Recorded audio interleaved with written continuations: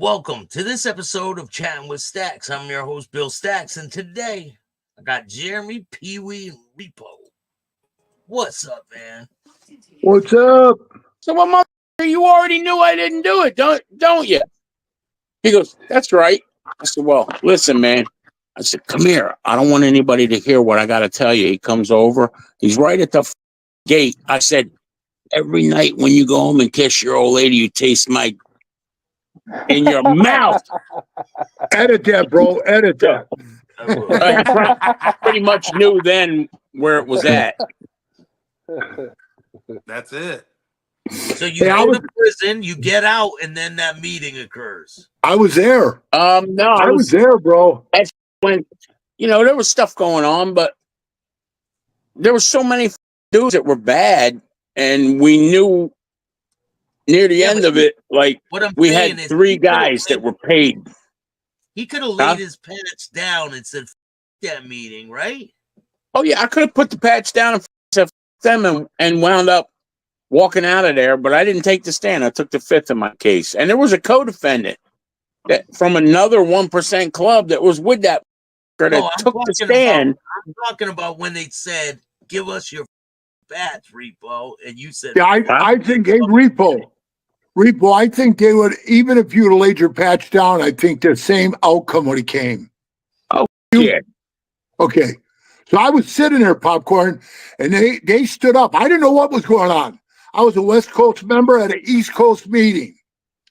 Man, they stand up in the middle of the meeting. This is what I'm talking about. They say, so did you guys bring all your votes?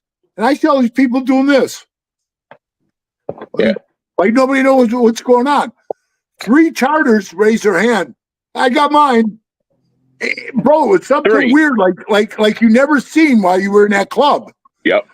And they said, yeah, we vote yes. I'm thinking, and I'm sitting with a new member, a 6-month member. And I'm sitting there and they stand up and they said, all right, the rest of you guys didn't bring your votes, so we're just gonna go with the 3 charters that voted. It should have went back. Yeah, they go, Philadelphia, stand up. You guys take off your patches and put them on a table. And I'm looking around like, what the? You remember what I told him, PeeWee? Yeah. Repo heads up says, you come and get them. Yep. So they walk past me, and one of the guys at the table turns to me and says, hey, come on, PeeWee, you're always up for a good fight. And I said, nah, not with brothers. Not with brothers, I ain't. And that's what I'm trying to tell you. That's how I felt in my heart. So I'm like, yeah, I like to fight, but I don't like to fight brothers. And they walked over, man, and they started fighting. And it was pretty even Steven. Then the whole room got up like a pack of jackals and jumped on them.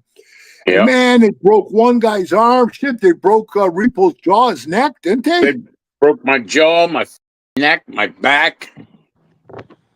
It was horrible. It was horrible. And and I'm going to tell you, I said this.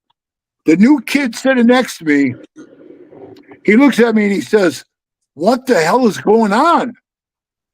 And this is what I said, bro. What you're seeing right now is the beginning of the end for all these guys. Yeah. These guys are sharks. They're eating their own.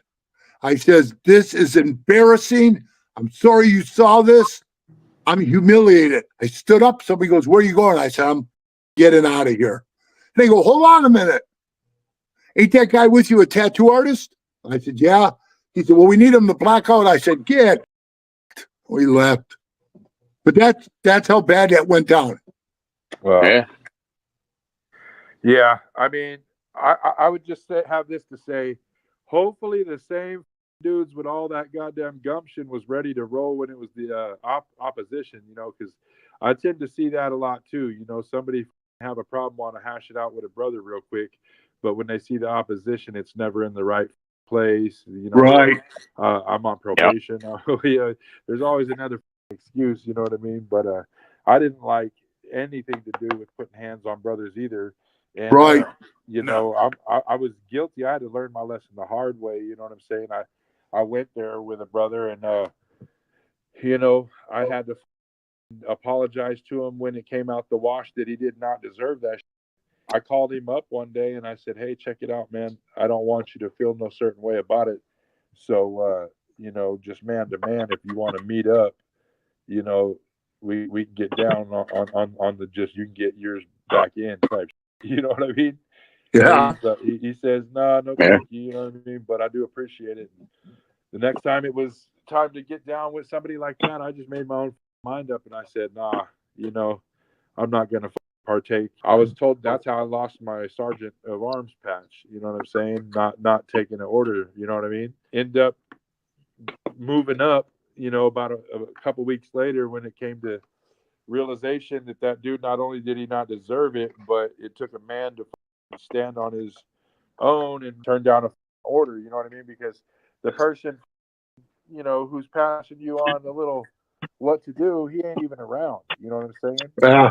I got boots on the ground. I know what's going on. You know what I'm saying?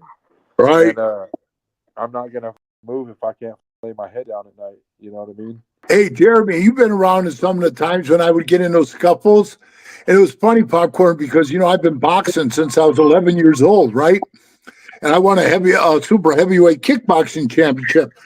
So when these guys would challenge me and I get in these fights with them, I give them a boxing lesson for free, you know?